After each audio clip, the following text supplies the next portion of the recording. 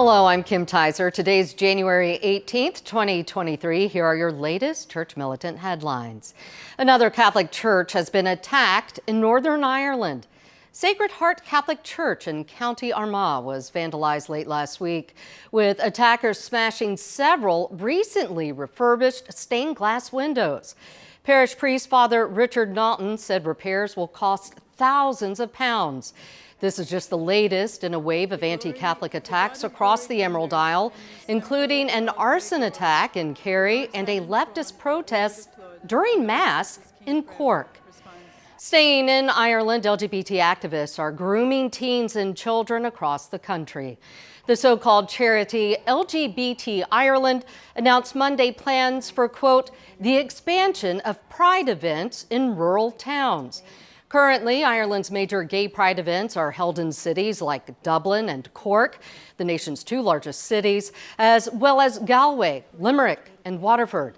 Additional goals laid out by the pro-gay group include advocating for hate crime laws, a conversion therapy ban, and broader transsexual health care. Turning to the UK, the government is blocking a controversial trans bill. In an historic move, the British government moved on Monday to block Scotland's so-called gender reform bill, which would allow minors to apply for sex change mutilation procedures without any medical or psychological diagnosis. Scotland's parliament approved the bill in December. The British Parliament has cited the 1998 Scotland Act in blocking the legislation, arguing it poses a threat to UK-wide equality laws. In related news, the UK government is reportedly taking an even stronger stance against the trans agenda.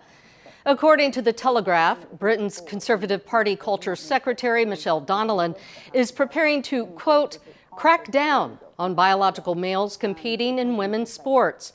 Donnellan reportedly aims to preserve the key value of sporting competition, performing on a level playing field.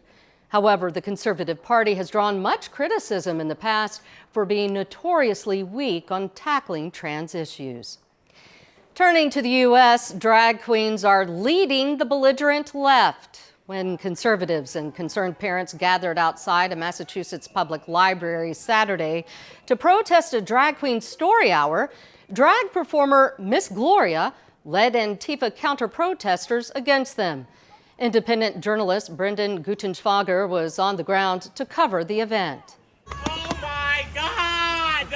I am so unbelievably blown away and grateful to each and every one of you guys who are here to show Nazis that they have no place in the 21st century.